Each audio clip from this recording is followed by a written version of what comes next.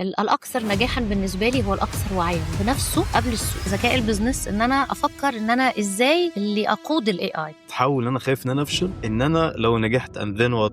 انا خايف ان انا انجح اصلا.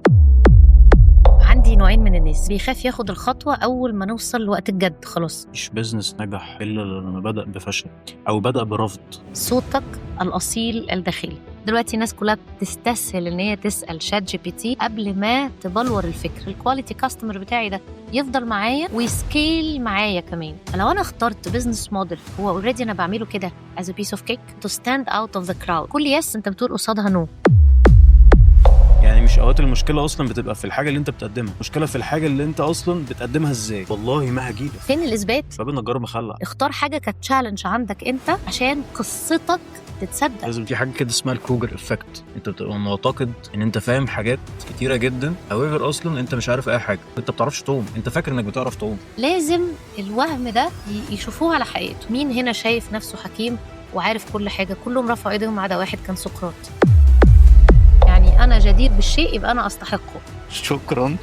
ازاي يبقى عندي الاوثنتسيتي في البيزنس بتاعي، او زي ما حضرتك مسميها البصمه، في ظل التطور الرهيب والاي اي؟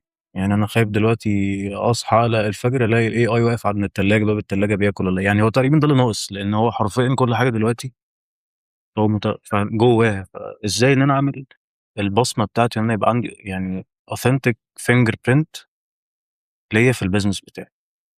طيب الأول أنا مبسوطة جدا إن أنا معاك النهاردة في البودكاست وعاجبني إن إحنا بدأنا بالسؤال ده، لأن أعتقد إن ده يعني واضح قوي من أي حد بيتعامل معايا إن دي أكتر حاجة يعني إيه أنا بحب أو شايفاها قيمة الناس المفروض إن هي تركز عليها، خاصة في عصر ال AI.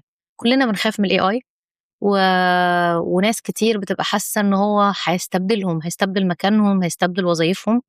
بس أنا الحقيقة شايفاه إن هو فرصة من الفرص اللي مفروض إن احنا نشوفها في مجال البيزنس بتاعنا، سواء لتطوير البيزنس دلوقتي أو حتى للاستراتيجي وللبلان بتاعتنا في المستقبل للبيزنس.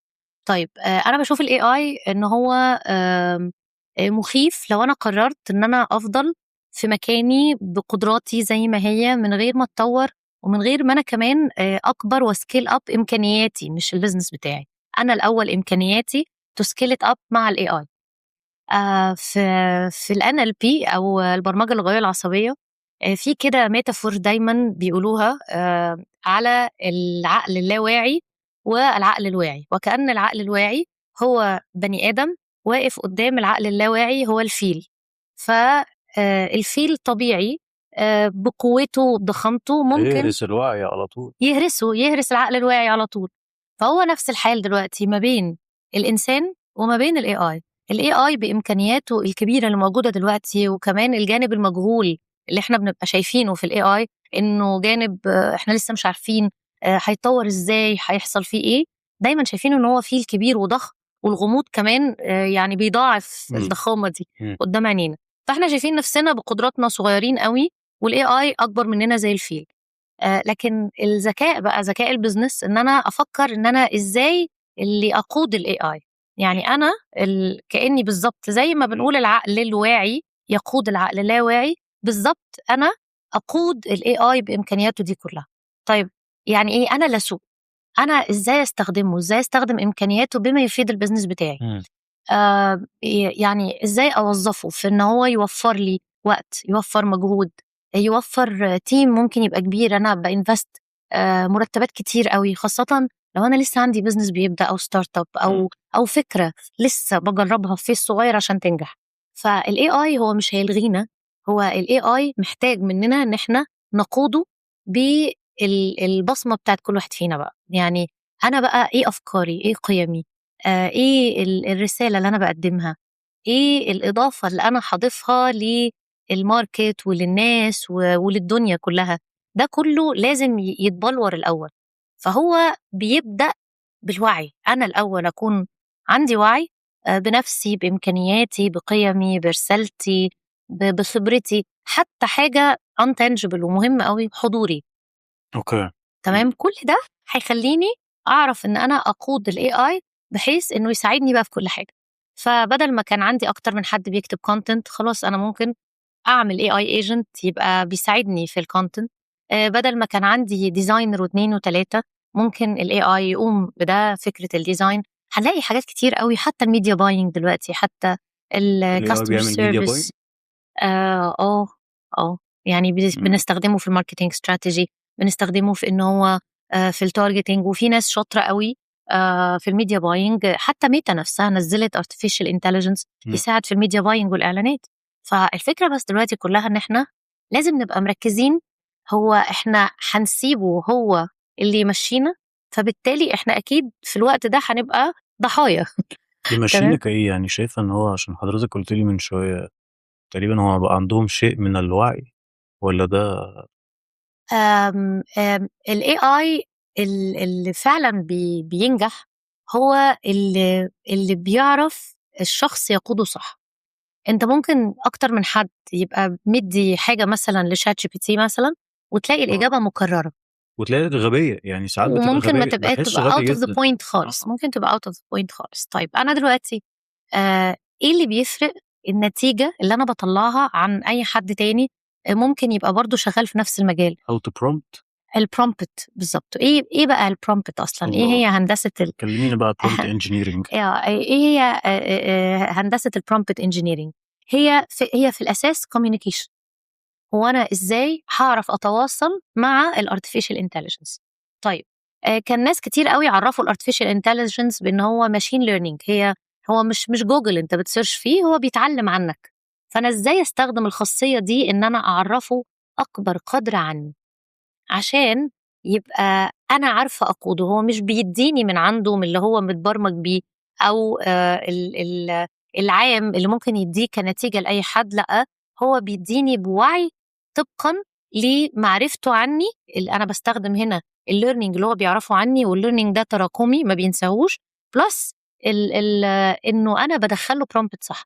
أنا عايزة إيه، عايزاه إزاي، وإنت هتلعب معايا دور إيه، بمعرفتك بيا وبوعيك بيا وبامكانياتي وقدراتي والسترينثز بتاعتي والفاليوز بتاعتي. كل بقى يعني لو انا هقول ماي سيجنتشر كده، بصمتي كلها بتركيبتها بمكوناتها انت عارفها، انت بقى تلعب معايا دور ايه؟ انت دلوقتي كونتنت كرييتور معايا، بروفيشنال، عندك خبره كذا كذا كذا. انت دلوقتي مثلا سكريبت رايتر، هتعمل لي سكريبت ليه مثلا ريل انا هعمله او حاجه انا هقدمها. انت دلوقتي حد بيفكر معايا عشان انا عايزه فكره بزنس جديد افتحه كستارت اب، وتبقى ورثت، وتقول لي تفكر معايا في الاحتماليات بتاعت نجاح البزنس ده. فانا زي ما انت عارفني ومتعلم عني وبتطور معرفتك عني، بلس انت دلوقتي بقى مين. sometimes كمان من الحاجات اللطيفة قوي، يعني اللي انا يعني بالتجربة وبشغلي فيها كتير يعني اتعلمتها، اللي هي انا ممكن اقول له act as حد بعينه من الايكونز مثلا في مجال البيزنس، في الماركتينج، في مجال الكوتشنج وهكذا. لو انت فكرت بعقلية مثلا توني روبنز، بعقلية اوبرا وينفري لو هي بتقدم كذا، كل بقى الحاجات دي هتخليه عارف انت مين، انا مين اللي بشتغل معاه، وانت هنا بتلعب معايا دور ايه، وعايز نتيجة شكلها ايه.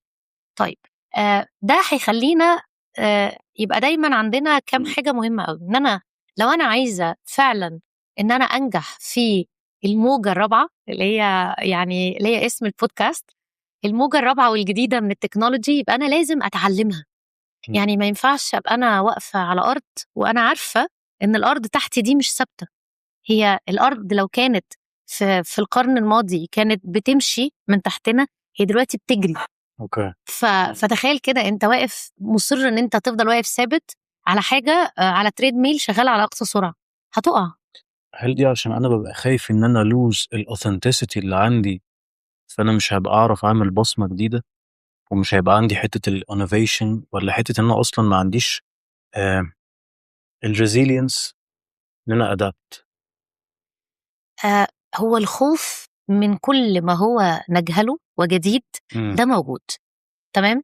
طيب احنا ممكن نبقى خايفين من الحاجة الجديدة والغامضة، وممكن نبقى احنا خايفين من نفسنا. يعني what's the deepest fear للناس؟ مش انهم يفشلوا على فكرة. يعني كلنا بيتهيأ لنا ان اعمق مخاوفنا هي الخوف من الفشل. لكن هو الحقيقة أعمق مخاوفنا إن إحنا ننجح. بنبقى خايفين طب لو نجحنا هنستمر. طب صح، كلميني بقى عن النقطة دي عشان ما نسيت. لأن أنا لمستني. هي إمتى الخوف يتحول إن أنا خايف إن أنا أفشل، إن أنا لو نجحت and then what؟ أنا خايف إن أنا أنجح أصلا. هو الحقيقة أنا بخبرتي وشغلي مع ناس كتير بكتشف إن هما عندي نوعين من الناس. في نوع بيخاف ياخد الخطوة أول ما نوصل لوقت الجد خلاص، يعني بنحضر بقالنا كتير، بنشتغل بقالنا كتير، خلاص البيزنس هينطلق، نستيب باك. ليه؟ لا أصلي مش جاهز، أصلي قلقانة، أصلي حاسة أن أنا لسه مش جاهزة، محتاجة جاهزية نفسية to learn more. أوكي. لا ممكن بقى ندي لنفسنا أكتر من سبب، يعني ندي نفسنا أسباب كتير قوي. محتاجة أتعلم أكتر، محتاجة أحضر كويس، أنا مش جاهزة، اتضغطت فمش جاهزة كويس. محتاجة مثلا أشوف حاجات أكتر، محتاجة فتبدأ أي أسباب عشان لحظة الصفر والانطلاق ما تحصلش.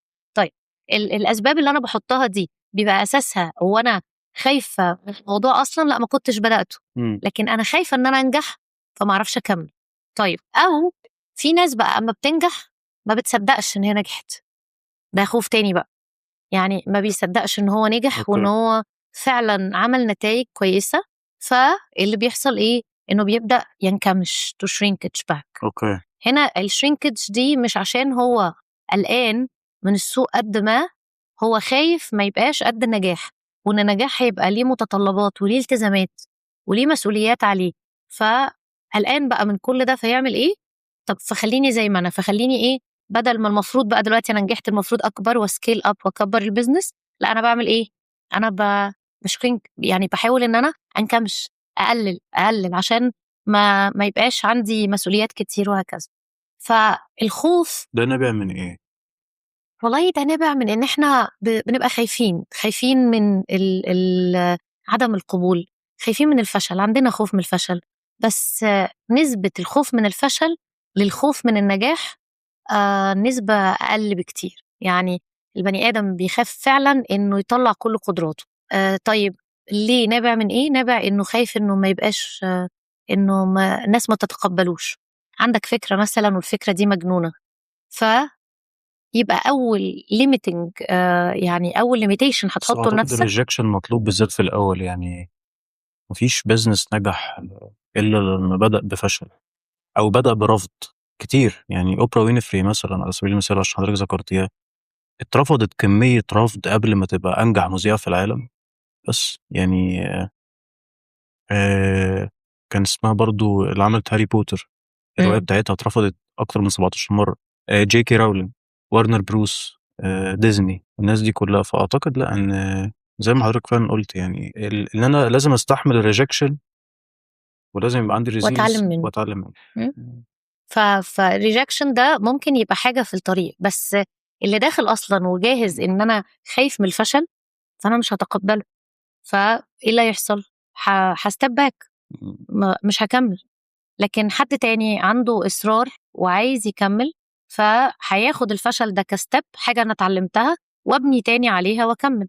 طيب احنا الخوف اللي جوانا نابع من ان احنا كمان يعني شوية عندنا مشكلة في حتة ان احنا ما بنصدقش ان احنا ناجحين، حتة استحقاق شوية.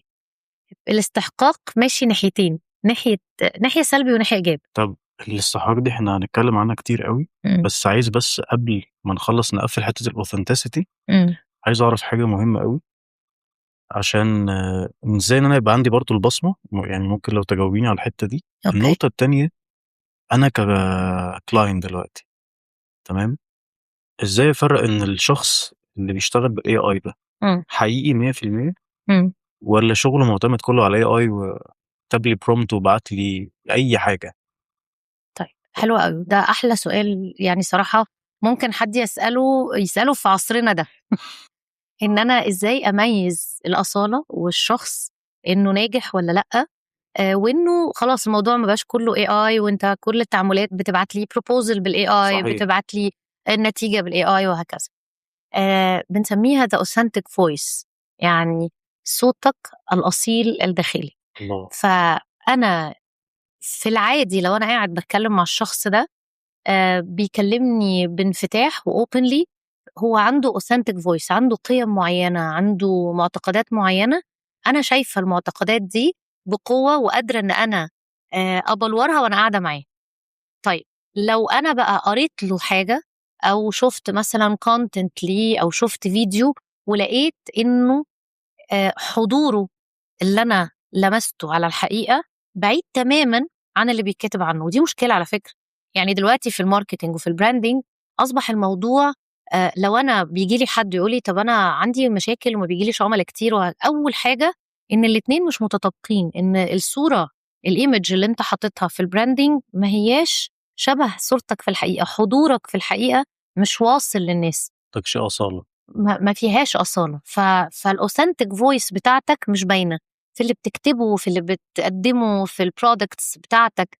أفكارك ومعتقداتك مش قادرة إن هي to be reflected. فده معناه إن هي ده يعني حد عملها أو حد قدر إن هو يحطها، لكن هي بعيدة تماما عنك.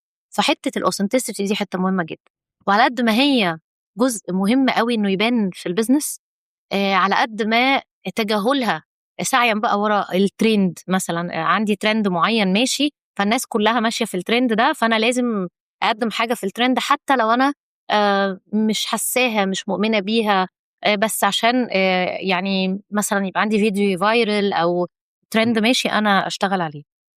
تمام، دي نقطة مثلا، دي مشكلة. المشكلة التانية إن أنا أكون حريص إن أنا أقدم قيمة بالاوثنتيك فويس بتاعي، بصوتي الاصيل الداخلي اللي بيحمل فعلا كاني بالظبط انا ماسكه مايك كده وبكلم الاودينس بتوعي، حتى لو انا بكتب، حتى لو انا مش بتكلم، حتى لو انا كل بيس، كل اوتبوت، كل قيمه انت بتضيفها لازم تكون بتعبر عنك.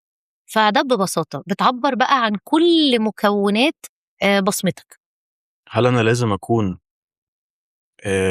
عندي authentic fingerprint 100%؟ أنا يعني أنا عملت creation لبرودكت جديد من A to Z، أو خلقت سيرفيس جديدة يعني، ولا ممكن بس أضيف حاجة أغلفها، بس أضيف حاجة صغيرة؟ يعني هل أعمل invention، ولا ممكن بس innovate؟ مم. فالأصالة عشان 100% تبقى بتاعتي أنا، قوليلي بقى. طيب الأصالة عشان 100% تبقى بتاعتي ممكن تبقى تشالنج.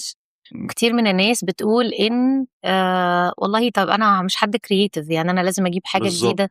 طب ما أنا ممكن أحتاج أبص للسوق، وبعدين الكلام ده برضو صح. أحيانا بيحسس الناس إنه في معوق، وأنا لازم يعني طيب ما أنتوا قلتوا نعمل ماركت ريسيرش يا جماعة، طب إزاي يعني ما نغشش؟ تمام، وهل الأوريجيناليتي إن أنا أبقى أوريجينال أيوه، ويعني ما يكون حصلش original بالظبط. أوريجينال يعني يبقى معناها إن أنا ما أعملش ماركت ريسيرش. طيب الحقيقة إن يعني أنا في الكورس اللي أنا بقدمه بقالي سنين دايما أقول للناس إيه، واحدة من الحاجات عشان تحط نفسك في ستيت الأصالة وإنك تبي أوريجينال، إنك مثلا أنا عايزة أعمل مثلا كورس عن الريليشن شيب، حلو قوي. ما أروحش أحضر كل الكورسات بتاعت الريليشن شيب أيوه. وبعدين أمسك ورقة وقلم وأقول أنا هعمل بقى كورس من دماغي ما حدش حصل. اوريدي أنا اتبصمت واتطبعت خلاص بكل اللي أنا حضرته. تمام، طيب الواقع اللي هيحصل هيكون إيه؟ إن أنا أخدت كل ده، دماغي دخلته كإنبوت، طلعته من الناحية التانية، هو عبارة عن خلطة كل اللي أنا سمعته. وطلعت البصمة بتاعتي عليه يعني. لسه ما طلعتش بصمتي بقى لسه. ليه؟ لأن أنا متبصمة اوريدي. أوكي. طيب هم المفروض أعمل إيه؟ المفروض أعمل العكس.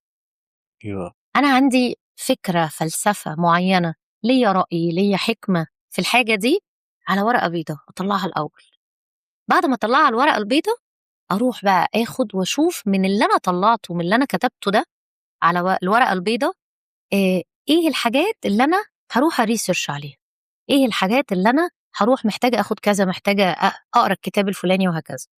طيب ليه كده؟ عشان بصمتي ما تضيعش في وسط ده، أفكاري ما تضيعش. مجرد ما دخلنا في الريسيرش مكان هيودينا المكان، هيودينا المكان. دلوقتي الناس كلها بتستسهل ان هي تسأل شات جي بي تي قبل ما تبلور الفكرة.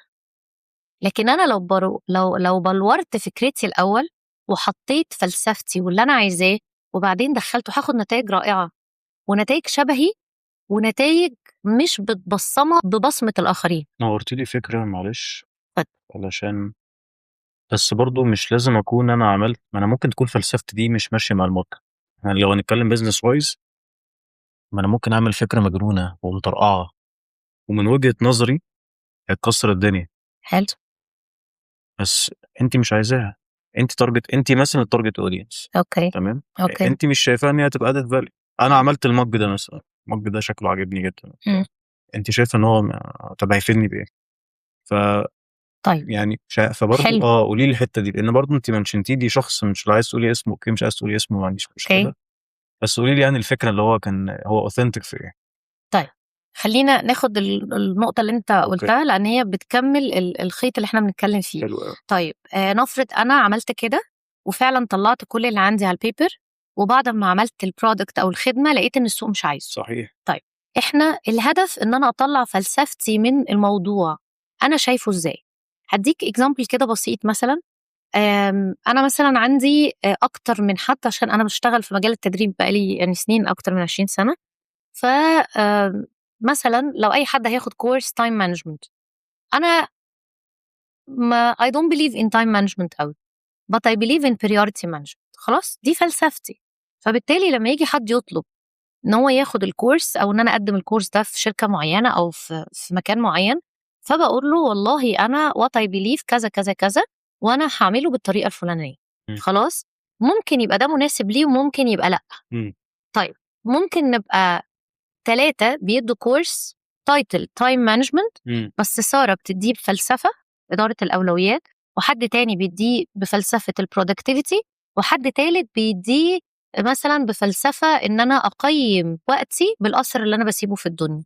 اوكي إحنا ال3 ادينا كورس بنفس التايتل، بس كل واحد بفلسفة مختلفة. أوكي. نفس الكلام، أنا ممكن أروح أجيب كاب اوف كوفي، ماشي،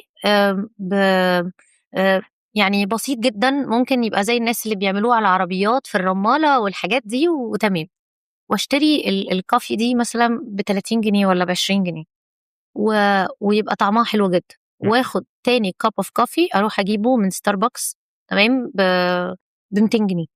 اوكي، ممكن ما يبقاش طعمه حلو حقيقي. فانا ممكن يبقى عندي الستوري بيهايند، ممكن يبقى هي اللي بتبني البراند، ممكن كمان تبقى وانا قد ايه طلعت فلسفتي فهقدر اتراكت بيها من الماركت اللي مقتنع بيها واللي مقتنع باللي انا بقوله وبالفلسفه بتاعتي. على فكره مش هعجب الناس كلها كده كده، ممكن الفكره لا تلاقي صدى، مفيش حد لكن بيتارجت كل الناس. لكن انا هتارجت مين؟ انا هتارجت اولا ان الفكره دي valid، في ناس اصلا محتاجاها ولا لا. يعني مش معنى ان انا حطيت افكاري وبصمتي وفلسفتي على الورق ان انا هقف عند كده، لا، انا هروح اشوف هو فين الجابس اللي في السوق، وهل هي فعلا مطلوبه ولا لا. لان ممكن ما تبقاش مطلوبه فخلاص ممكن احطها على جنب، ما يبقاش ده وقتها دلوقتي، افكر في فكره تانية. تمام. لكن هي الفكره بقى هو انا هبدا منين؟ يعني انا دايما بحس ان الاوثنتيك بزنس عامه هو انا هبدا منين. وذاتس واي على فكره، يعني بعد سنين بقى من الشغل، الكورس بتاعي ان شاء الله اللي جاي، ويمكن انا عندي بارتنر فيه، يعني احمد فيصل، كوتش احمد فيصل، هو اسمه اوثنتيك بزنس. طيب ليه اسمه اوثنتيك بزنس؟ لان اهم معيار في النجاح، والنجاح الدائم بقى السستينابيلتي. يعني انا ممكن يبقى حد عندي ناجح سنه 2 3 وبعد كده يقع، طب هو ما كملش ليه؟ الحفاظ على النجاح اصعب كتير من النجاح نفسه. ويعني واحنا دردشتنا قبل البودكاست، انت يعني كنت بتديني اكزامبل على البيزنس بتاعك ان انت مهتم جدا باللويال كاستمرز، ومهتم جدا بفكره الكاستمر ريتنشن، وان الناس نفسها تبقى بتجيب ناس وورد اوف ماوث وهكذا. انا الحمد لله يعني انا شغاله بقالي سنين، انا ممكن يبقى حد ما شفتوش من 10 12 سنه وهم عارفين مثلا ان انا بعمل حاجه جديده دلوقتي، او عندي ايفنت، او بعمل بودكاست. فمجرد بس ما ابعت تكست مسج صغيره ونبدا ان تاني نريكوميونيكيت يجوا. طيب اللويال كاستمر ده كلميني جه طب من على ايه؟ ال عن تي في شويه. الاوثنتستي. صح، كلميني على ال تي في شويه، وان انا برضو من جزء من نجاح البيزنس بتاعي لازم يعتمد على الريتنشن، والمفروض الريتنشن ده بيبقى مدته قد ايه برضو، ولا حسب كل فيلد؟ انا بشوف ان الريتنشن ده طول ما انت اوثنتيك وقادر ان انت تو كيب الكاستمر ريليشن شيب بتاعتك حلوه، تمام، ريليشن وكويسه. شيب ولا جديد؟ لان هو دايما برضو العميل عنده، العميل غدار قوي. ده حقيقي. عامل زي القطط بتاكل وبتنسى. ايوه هو ممكن مثلا تشتغل معاه سنه جامد قوي، وانت عامل له كميه حاجات تيجي بس في يوم، مش انت مش بتخيش، هو بس البرفورمانس بتاعك قل شويه. حلو. السؤال ده حلو قوي. الكاستمر ازاي انا اكيب العلاقه معاه، وازاي اخلي اللويال كاستمرز هم ستيل كاستمرز؟ ما احنا ممكن نبقى هم لويال كاستمرز بس احنا اصحاب، ما فيش فلو وما فيش ماني، ما بقاش بزنس، بقى اصحاب. تمام. ويعني لا اخفيك سرا، انا وقعت في ده شويه كتير، يعني تقريبا اول 10 سنين في البيزنس بتاعي. يعني انا حد بيكوميونيكيت كويس وعلاقتي بالناس بتبقى حلوه، فبقيت كاني كونسلتنت ليهم بيرسونال، بيجوا يسالوني على حاجات ممكن اكون انا بقدمها، بس آم، يعني ابقى كونسلتنت ليهم وياخدوا رايي فيها، بس ما يفكرش يعمل بزنس معايا فيها. ليه بقى؟ فدي كانت مشكله، لان انا ما حطيتش التانجبلز والاوفرز والبزنس موديل اللي دايما يخلي الناس بيجوا في الفانل بتاعي. اوكي، دي نقطه مهمه قوي. بزنس موديل. يس، البزنس موديل بتاعك انت اخترت ايه الاوفر اللي انت حاطته لي؟ طب وضحي للناس برضو عشان الناس اللي مش فاهمه يعني ايه اصلا بزنس موديل. طيب، بزنس موديل هو النموذج، وخلينا نقول ال ال الهيكل، السكeleton بتاع البزنس اللي انا قررته لنفسي اشتغل بيه، عشان يبقى دايما انا على اتصال بالعميل، وقادره ان انا اخلي البروسيسز او العمليات اللي بقوم بيها في البزنس بتتعمل صح، بالترتيب الصح، في الوقت الصح، بمؤشرات صحيحه. فمثلا ممكن يبقى حد بيشتغل بستايل مثلا الايكو سيستم. اوكي، ممكن يبقى حد بيبني كوميونتي، والكوميونتي دي هي يعني بتجيب ناس كتير طول الوقت. تمام. ممكن يبقى حد مختار انه بيشتغل ديجيتالي اكتر، وهو بيعمل مثلا ويبينارز كتير وهكذا. فانا اخترت بزنس موديل معين او ميكس ما بين ده وده وهكذا، اللي انا شايف انه يقدر يوصل لعميلي الكواليتي كاستمر بتاعي، يعني مش اي عميل، الكواليتي كاستمر بتاعي، ويقدر الكواليتي كاستمر بتاعي ده يفضل معايا ويسكيل معايا كمان. يعني اقدر ان انا ابيع له مره واثنين وثلاثه، ونقدر ان احنا نبقى بارتنرز، ويكون في وورد اوف ماوث من غير تعب مني. عشان كده حته الاوثنتيك بزنس دي حته مهمه قوي، اللي هو انا ايه اللي شبهي، فاختار بزنس موديل شبهي. طيب ليه مهم انه يبقى اوثنتيك وشبهي؟ عشان ما اتعبش، عشان ما بقاش مضغوط طول الوقت، عشان ما بقاش طول الوقت حاسه ان انا عليا ستريس وعليا التزامات. هي طول الوقت الالتزامات دي عامله هيدك ليا، وممكن شويه اعملها وشويه لا. فكمان هتخليني كل بروميس انا بديه للعميل اقدر ان انا افولفل ببساطه، لان هي سترينث. اديك اكزامبل تاني عشان انت قلت على الاكزامبل. يعني مثلا واحنا بنحضر للبودكاست دي، احنا دردشنا شويه صغيرين، وانت حد بتحب اللي انت بتعمله، فما احتاجناش نحضر 100 مره. تمام. فانت جاي وعارف ان انت بتحب تدردش مع الناس، وبتحب تنتورك، وبتحب الحاجات اللي في البيزنس الناس تتكلم فيها بأريحية، فمش عاتل الهم ده، مرتاح وبتتكلم بأريحية جنون جدا. طيب ليه جنون جدا؟ عشان هي حاجة one of your strengths and your talents. فلو أنا اخترت بزنس موديل هو already أنا بعمله كده as a piece of cake، تمام، مش هبقى تعبان فيه، وهنجح فيه ببساطة، والناس هتصدقني فيه بسرعة، حضوري هيبقى عالي، الامباكت والتأثير هيبقى أكبر. فدن. انا كنت لسه هقولك دلوقتي اصلا ازاي اختار اليونيك سيلينج بوينت بتاعتي، وازاي بقى مش عارف يعني نريليت بقى الحته دي. هل انا لازم اكتشف الذره واشوف اليو اس بي كده حاجه مش موجوده اصلا في السوق، ولا زي ما حضرتك قلتي انت ممكن تكون فعلا انت حاجه بتعملها سبكونشسلي حتى لو صعب بالنسبه للناس، بس انت بتعملها، بس دي عندي أنا فدي ممكن talent تبقى يونيك سيلينج بوينت طبعا، ودي أسهل حاجة. يعني هي الفكرة بقى إن بيبقى إحنا مش شايفين ده. يعني مثلا حد ما مش بيحب مثلا إنه يبقى قدام جمهور كتير، فيختار بزنس موديل إنه يعمل إيفنت كل شهر. عنده يعني مجهود كبير قوي بيعمله عشان يحضر، ويبقى ستريسد جدا، ويبقى حاسس إنه كذا، ويطلع الناس حاسة إنه يعني منشي قوي كده، واخد اللي هو يعني فورمال قوي زيادة عن اللزوم، مش الطبيعي بتاعه. لكن أنا ممكن أختار حاجات أنا بعملها. يعني أقول لك حاجة مثلا، أنا حاجة من الحاجات اللي أنا التزمت بيها آخر سنتين، إن أنا عندي community أنا مسمياها happiness community شغالين بقالنا سنين. محتاج الهابينس دي، انا أيوة. هخش الكوميونتي ده على طول. موضوع ببساطة بدل ما كنت بعمل business meetings مثلا مع الناس والكلاينتس بتوعي مم. كل شهر عشان نطمن ان هم تمام وهكذا، لا والله يا جماعة أنا يوم واحد في الشهر هبقى عايزة أبريك، فهاخد مثلا كافي في مكان، هطلع رحلة، هقعد في كذا، أنا في المكان الفلاني، يلا بينا نخرج مع بعض ونتجمع في اليوم ده بس. طيب من غير أي حاجة، من غير أي تكلفة، من غير بس هنشرب كافي مع بعض، كل واحد هيحاسب الكافي بتاعه. طيب هل الفكرة دي ممكن تبقى لطيفة بالنسبة لحد بيحب الناس وبيشوف إن الناس الكوميونيكيشن معاها مش ستريس؟ أنا بالنسبة لي بكون مبسوطة، بالعكس أنا برجع كمان I recharge وبكونكت مع الناس out of business، فبعرف إيه وأخبارهم ومشاكلهم وأنا بستفيد، وأنا على قد ما بقدر بفيدهم. لكن ما بيبقاش فيه energy فظيعة I exhaust، ما بيبقاش فيه مجهود كبير، ما بيبقاش فيه تكلفة فظيعة، وبعمل الحاجة دي ببساطة شديدة. مم. طيب هل ده جزء من البيزنس موديل بتاعي؟ يس، محطوط في البلان وأنا عارفة، والمفروض إن أنا يبقى فانل من الفانلز أو خلينا نقول قناة من القنوات اللي بتجيب لي عملاء حلو. بصورة دورية من مثلا سيجمنت معين من العملاء بتوعي.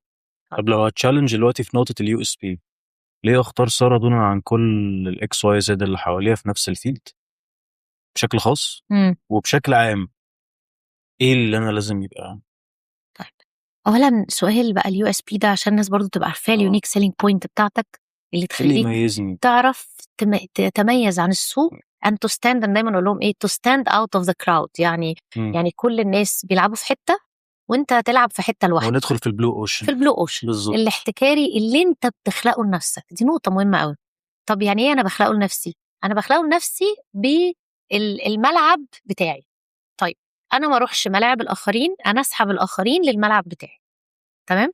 حلو. اوكي. طيب ايه الملعب بتاعي ده؟ الملعب بتاعي ده انا اللي عامله، فبالتالي انا بجيب الناس عشان يعيشوا معايا الفاليوز بتاعتي، الحاجات اللي انا شاطره فيها بس هي اللي بتتعمل في ملعبي، ما يبقاش في اي حاجات انا مش شاطره فيها.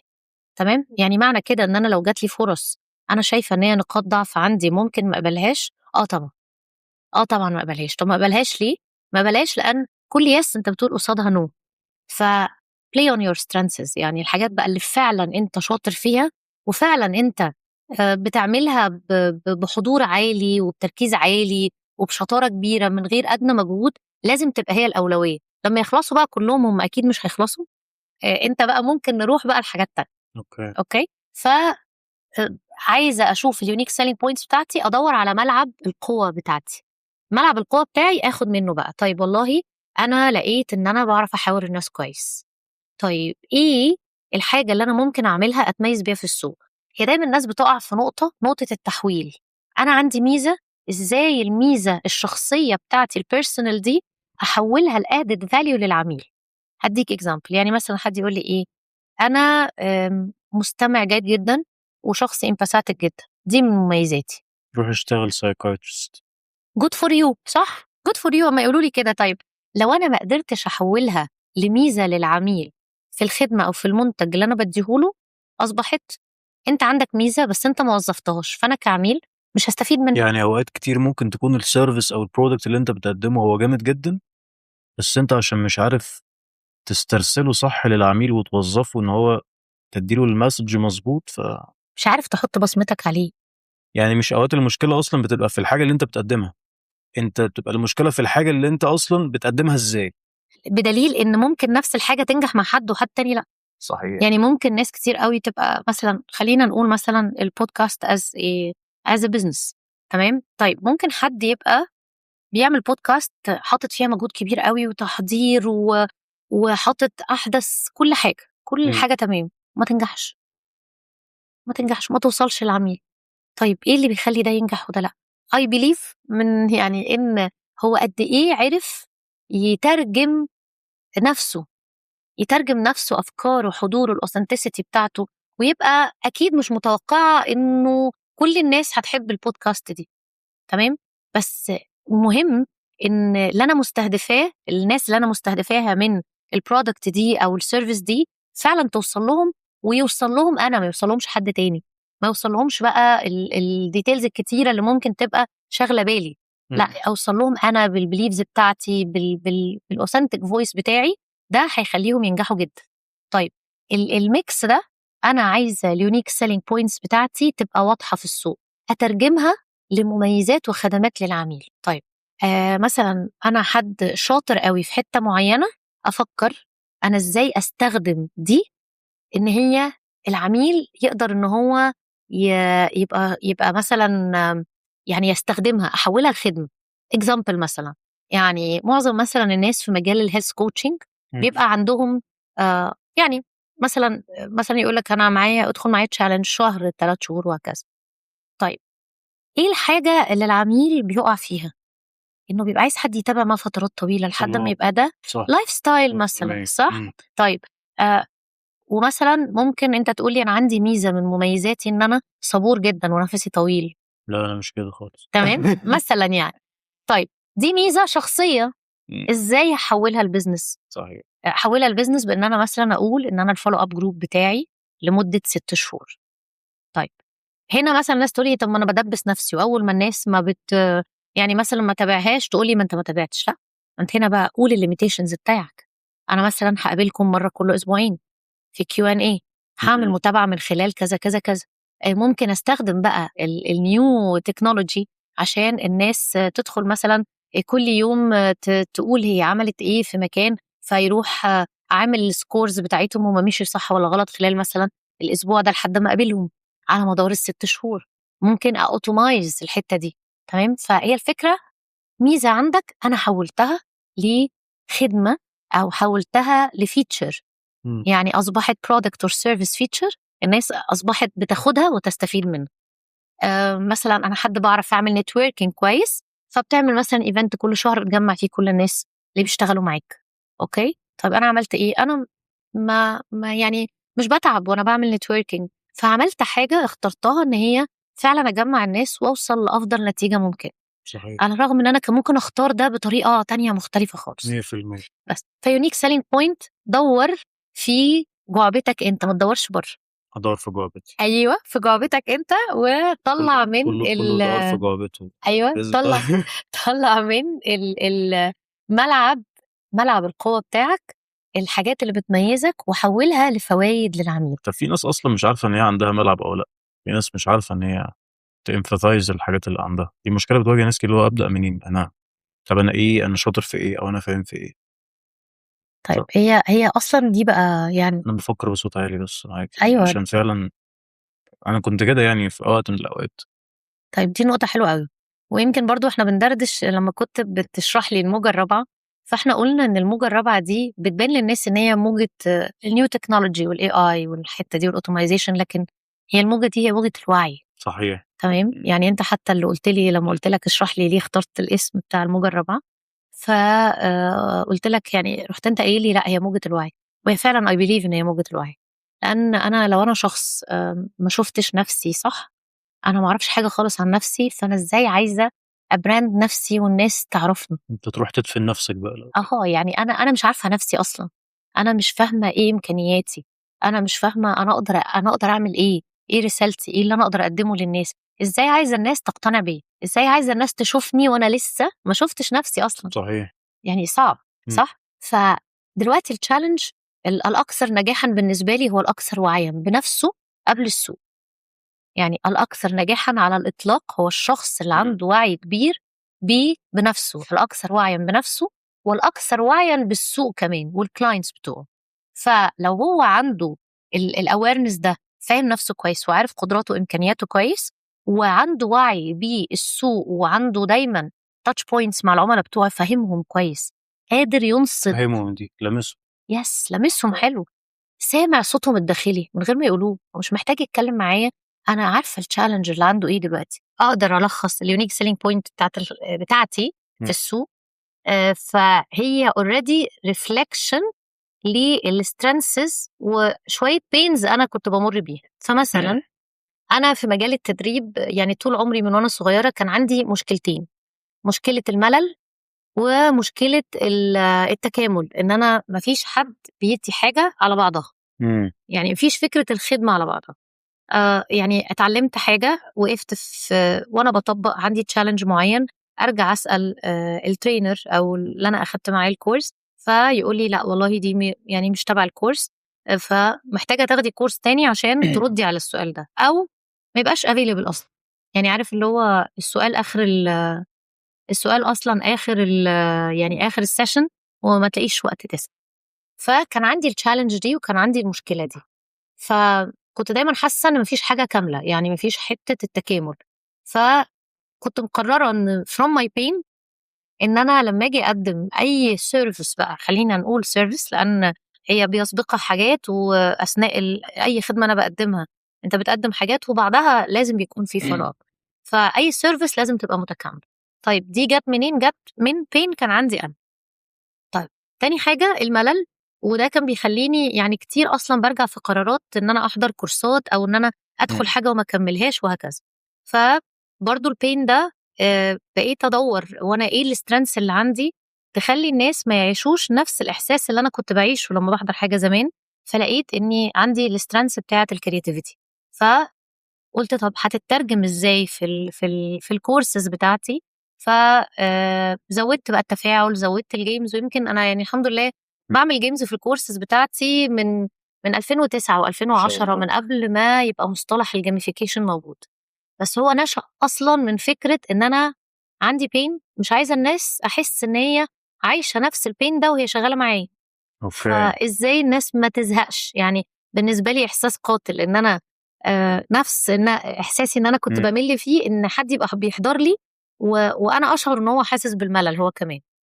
فمن البين برضو شفت ايه في السترنسز عندي اقدر ان انا احطه في الخدمة وهو يبقى يونيك سيلينج بوينت. فاصبحت فكرة الجيميفيكيشن وفكرة التولز المختلفة التدريبية والتنوع فيها، دي من الحاجات اللي ممكن تبقى مهمة في البيزنس. طيب ايه تاني ممكن تبقى يونيك سيلينج بوينت بالنسبة لي؟ عندي حتة برضو خليني اقول السترونج كاستمر ريليشن شيب. انا حد بيحب يدي سبورت. خليني اقول بحب العملاء بتوعي، يعني انا مش بتكسف ان انا اقولها. يمكن يعني فكره انك تحب والعملاء في البيزنس مش ماشيه. ناس دايما تقول لك البيزنس هاز نو ايموشنز، لا هو البيزنس عنده ايموشنز، لان انت لما بتحب عميلك وبتحب الناس دي وبتعتبرها ان هي خلاص احنا في كوميونتي واحد، فعمرك ما بتحس انك متضايق من مثلا من حد بعت لك سؤال، من حد بعت لك حاجه. لو انت افيلبل اوريدي وممكن ترد، بالنسبه لك مش هيبقى ستريس ولا هيدا. صح. ف كونك ان انت بقى شخص اكستروفيرتد واجتماعي وبتحب الناس، دي سترينث استخدمتها ان انا اديها يونيك سيلينج بوينت. ان انا اعتقد ان انا الحمد لله بنيت كوميونتي كويسه. ترجمتها كمان ان علاقتي بالناس دايما هم حاسين ان في سبورت، في فولو اب، ان انا ممكن اكون الشخص اللي ممكن يرجعوا له في اي وقت من غير ما يحسبوا احنا بقالنا قد ايه ما اتكلمناش او ما تقابلناش وهكذا.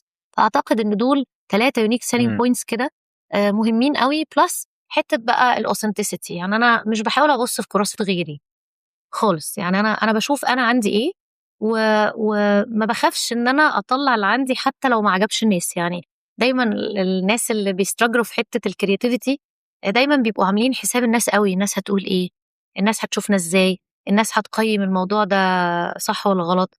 لا يعني انا الحمد لله لما يعني زي ما بقول كده بتطق فكره في دماغي انا بعملها، بصرف النظر بقى هي هتعجب مين مش هتعجب مين. يعني بحاول ان انا اميل لجانب الاوثنتسيتي اكتر، وان انا اكون نفسي، عشان بالنسبه لي ده اقصر طريق. That's why يعني انا شايفه ان دي استراتيجي بيزنس كويس. احكيلي على شخص كنت تقولي لي ان هو كان عنده سيجنتشر معينه في السوق. ايوه. ليه بقى ومين هو؟ طيب لما جينا ندردش في حته الاوثنتيك بيزنس، انا شفت ان في ناس كتير قوي في السوق نجحت بالاوثنتسيتي بتاعتها مجال السيلز بالذات. في مجال السيلز بالذات، وهو يعني صلاح ابو المجد. اوكي طيب ليه انا شفته حد اوثنتيك؟ هو حتى كان بيحكي اعتقد في اكتر من بودكاست ان بداية الماركتينج بتاعه كان مجموعة من الطلبة اللي كانوا بيحضروا معاه ومسجلين الترينينجز بتاعته. بدأوا ان هم يقطعوا اجزاء من الترينينجز اللي هو كان بيقدمها، وبدأوا ينزلوها كريلز على السوشيال ميديا كلها. طيب انا ليه بقول انه اوثنتيك؟ او من وجهة نظري انا شايفة ان ده بيخاطب اللي بيضرب في الصميم على طول، بيخاطب الايجو حقيقي مش متكلف خالص. يعني انا اسفه، الكلمه الصح اللي المفروض تتقال بطريقته هو جنون جدا، بطريقته هو اللي هو شايف ان هي المفروض تتقال كده للتارجت اودينس ده، كلمهم بالتون ده بالطريقه دي بالمصطلحات دي بيقولها. وكان بيقولها اصلا في كونتكست او في سياق تلقائي، يعني هو ما كانش عارف ان الحاجات دي هتنزل بعد كده ريلز. هو كان ببساطه شديده جدا في تريننج بيتفاعل بالتفاعل بتاعه العادي مع الاودينس. صلاح عنده حضور اللحظه جدا، دي برضو نقطه من المميزات. فلو هنقول اكتر من يونيك سيلينج بوينت، كانت اهم حاجه فيها بالنسبه لي الاوثنتسيتي، وان هم عرفوا يطلعوا الاوثنتسيتي دي على السوشيال ميديا. فبقى الماركتينج اوريدي من حاجه ما كانش معمول حساب التكلف فيه، يعني لا قعد ولا حضر ولا حضر نفسه ولا حاجه. هو كان بيتكلم على الاودينس من قلبه، جانوين. الفكره اللي بتجيله بيقولها على طول، الكلام اللي بيجيله مش حاطط فلترز عليه، فبالتالي عرف يوصل للناس بصوره كبيره. واعتقد يعني دي من اليونيك سيلينج بوينتس اللي عنده، وهو بيتميز بيها جدا. ومن اقوى اليونيك سيلينج بوينتس عنده ان هو بيخاطب تارجت اودينس كده. صلاح بيخاطبهم من هنا بس مش بايجو، باثوريتي، خبره. دي ميزه صايعه جدا بتديله كريديبيليتي. الناس هي مش بتشوف ان هو رافع مناخيره، لا هو اكشلي هو مش مغرور، هو بيكلمكم مش بينظر، هو بيتكلم باثوريتي ان هو حرفيا يلا انا جاي لك من بعيد يلا. ايوه والخبره يعني هي خلينا نقول هي في الماركتنج احنا بنقول ماركتنج باي اوثورتي، بس هو انا بالنسبه لي اتس ماركتنج باي اكسبيرينس. هو قادر يتكلم بالخبره. انا دايما اقول للناس اشطر حد في البيزنس هو اللي بيعرف يعصر خبرته ويطلعها للناس. فاللي يجي بقى يتعامل معاك سواء بقى في بيزنس، سواء في تدريب، في استشارات، في كوتشنج، هو أخد خبرتك وبدأ من حيث انتهى الآخرون خلاص. صح. أو أنا خليته ينطلق من بعدي، فهو حقيقي هو بيعمل ده. والميزة كمان صح زي ما انت قلت ان هو بيتكلم بطريقة فيها vulnerability، ان هو يعني مش عنده خجل ان هو يطلع يقول بينزل بوست مثلا كتير على السرير عنده ديبريشن وانا جاي لك من بعيد لا، وانا مش المثالي اصلا، انا مش المثالي يعني. وعلى فكره دي حاجه من الحاجات برضو اللي المفروض احنا نتعلمها، ان انت to be vulnerable. دي حاجه مهمه قوي.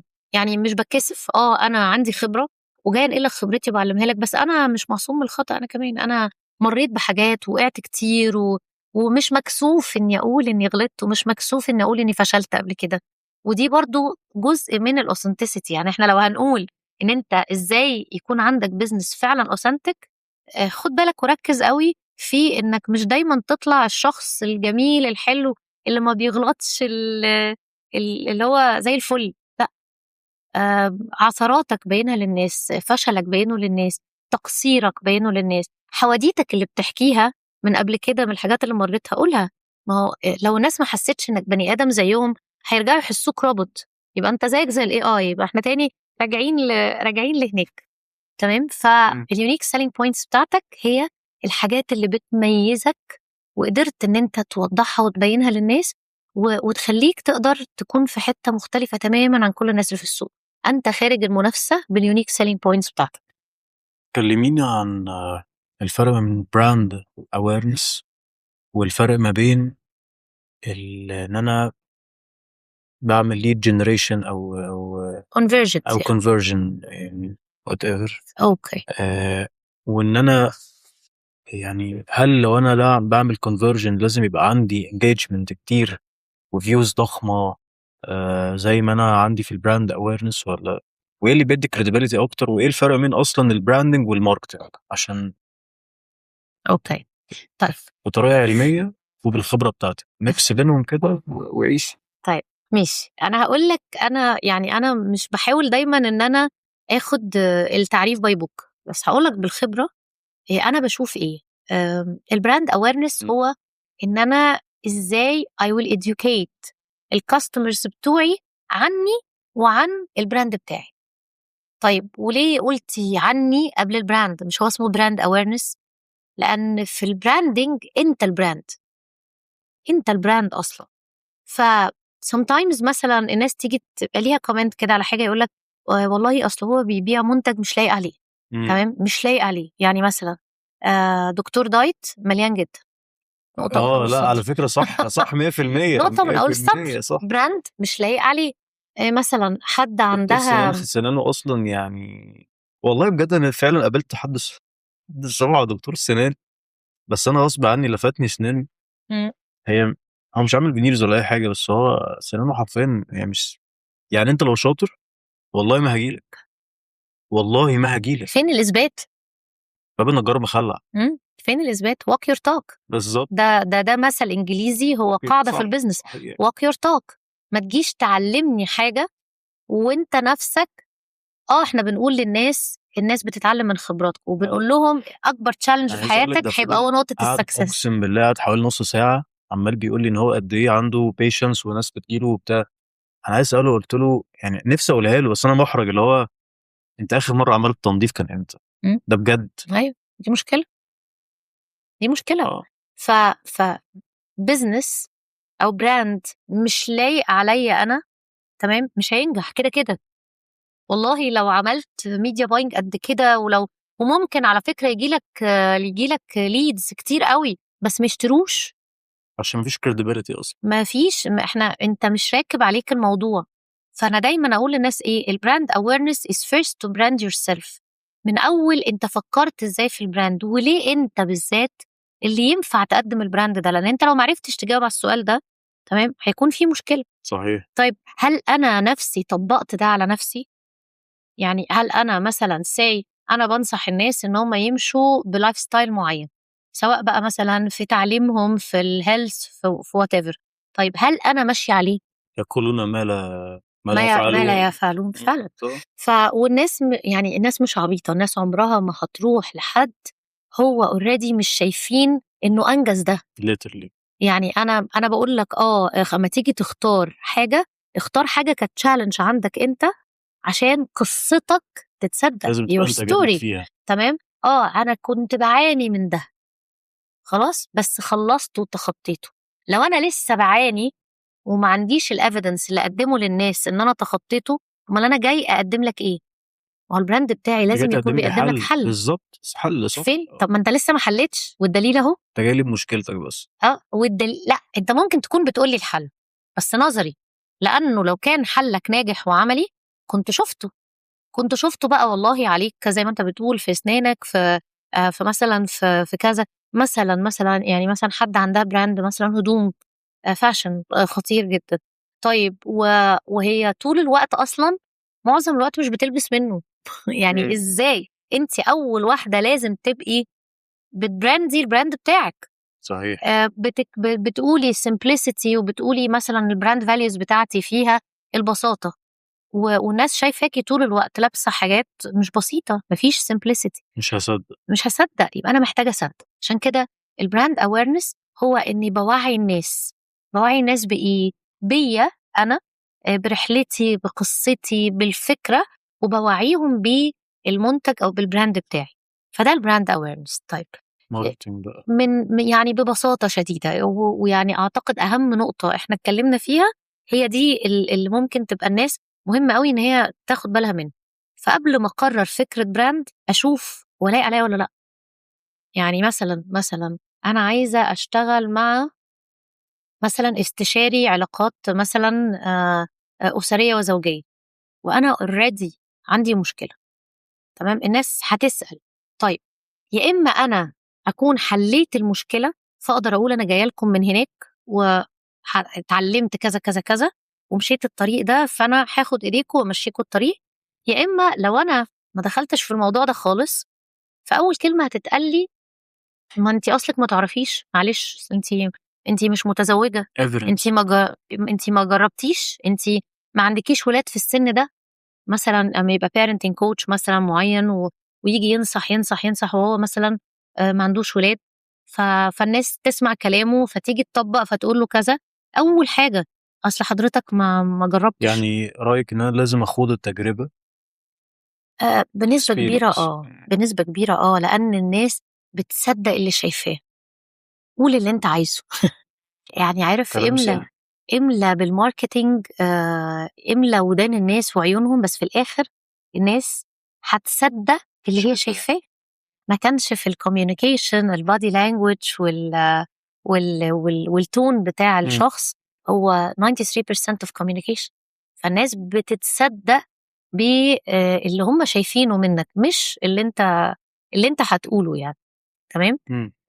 طيب فده البراند اويرنس. بالنسبه للماركتينج، الماركتينج بالنسبه لي هو انا ازاي اخترت ان انا اوصل للعميل. طيب هو الماركتينج تبادل. يعني ايه تبادل؟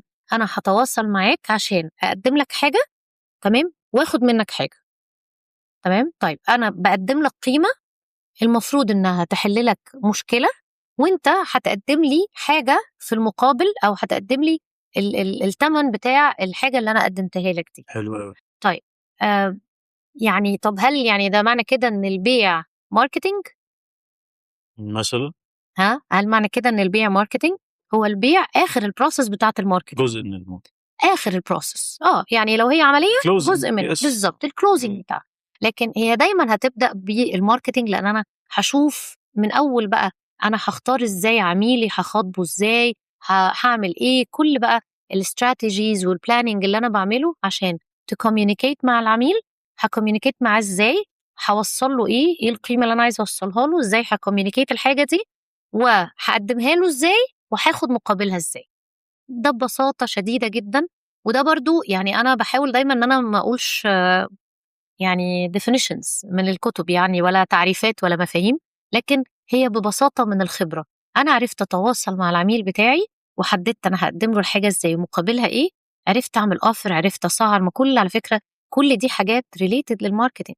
فأنا بتواصل معاه دلوقتي في مرحلة إنه يعرفني، في مرحلة الأويرنس بيا، الأويرنس بالبراند. بعد كده بدأت أحط التوب اوف فانل لازم يبقى فيه اويرنس. صح. يس. بعد كده هحط بقى اوفرز، بعد كده هعرفه ايه الاوفر ده وانا عملته ليه، بعد كده هكوميونيكيت الاوفر وسعره، بعد كده هو هياخد مني الاوفر ده هل هو كان ورث الفلوس اللي هو اداهاني ولا لا، هاخد فيدباك منه، وهكذا. فهي الماركتينج بروسيس كلها بكل مراحلها هي كوميونيكيشن وتواصل مع العميل بأدوات مختلفة. حلو قوي. ده يودينا بقى للسؤال اللي جاي لسه منور في دماغي دلوقتي. ايوه. ازاي انديكيت النجاح؟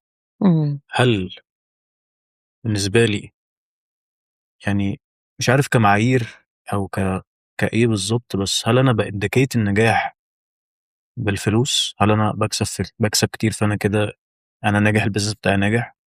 ولا بانديكيت بالفاليو اللي انا بقدمها للناس وشلت الفلوس، يعني انا مش بكسب منه كتير تمام، او مش بكسب اصلا بس انا بفيد الناس، هل ده كده نجاح؟ ولا بقيمه بارقام ولا ايه بالظبط؟ يعني الكشور طبعا مش هندخل جوه ارقام، بس قولي لي من وجهة نظرك والصح بالنسبة للماركت يعني. حلو قوي. طيب السؤال ده هيرجعني بقى لسؤال كده انا عايزه اساله لك. يلا بينا. انا مش جاهز. طيب انت معيار النجاح بالنسبه لك ايه بعيدا عن البيزنس؟ والله انا بدون كلام كتب عشان ما اقعدش ايه، ايوه مش عايزين كلام الكتب. اتجمل اقول لك اصلا نفسي افيد الناس. تمام. انا بالنسبه لي حاجتين. اول حاجه طبعا ان انا بعمل يعني حاجه بتاد فاليو جامد ليا قبل الناس. تمام. وده طبيعي بتاد بصراحه. فاليو جامد ليا، وطبعا احنا لو هنتكلم اكيد طبعا ريفينيو ستريمينج يعني محترم، سكيلابيلتي. اوكي. تمام. تاني حاجه الادد فاليو ليا دي لازم يبقى ليها مردود كمان على الناس، لازم يعني انا افيد. انا دايما وين سيتويشن، هو الموضوع تريدنج بالنسبه لي. فان انا يبقى لي ادد فاليو من ضمنها الجزء الفاينانشال، الجزء التاني ان انا اد فاليو للناس. بس كده هم حاجتين بالنسبه لي، ده معيار النجاح. حلوه. اخر حاجه طبعا انا بعمل حاجه انا متمكن منها. حلوه قوي. مش شرط اكون بحبها طبعا، بس انا جامد فيها حتتي. حلو. حلو. طيب 3 حاجات انت حطيتهم عرفت بيهم معيار النجاح بالنسبه لك. تمام. يعني لا حاضر دلوقتي في ذهني عشان أيوه. ممكن يكون غلط او ممكن يكون لا في حاجه صح. تانية. ليه اولا احنا كل واحد فينا معاييره للنجاح غير التاني. طيب طبقا لايه؟ طبقا ل تعريفه هو للنجاح. امتى بيحس انه fulfilled، امتى بيحس انه فعلا راضي، فعلا حاسس بالسعادة والامتلاء. تمام. طيب لما بنستخدم السترينثز بتاعتنا هي واحدة من أسباب سعادتنا الحقيقية. حلو ده. فشوف وانت شوف الانرجي والحماس بتاعك وانت بتقول لما بعمل حاجة أنا عارف إن أنا كويس فيها وجامد فيها. تمام. ليه انت قلت معيارين قبلها؟ ليه الانرجي بتاعتك في الحتة دي اختلفت ورجعت لورا؟ ليه؟ عشان احنا بنكون عندنا احساس الفولفيلمنت لما بنستخدم السترينثز بتاعتنا اللي احنا حاسين احنا فعلا مميزين بيها. طيب لما بنستخدمها بنحس ان احنا ناجحين جدا، وبنحس ان ده الاتشيفمنت حتى لو انت في يومك انجزت 1000 حاجة تانية غير ده. والحاجات التانية دي ممكن تبقى جابت لك ريفينيوز اكتر بكتير من مثلا الحاجة اللي انت عملتها كنت عامل بيها السترينث، كنت يعني فعلا استخدمت السترينثز بتاعتك. طيب ده معيار نجاح مهم جدا. ليه؟ لأنه بيديك الشعور بالفولفيلمنت والإنجاز والسيلف اكتواليزيشن، انت فعلا حققت ذاتك. ده أول حاجة.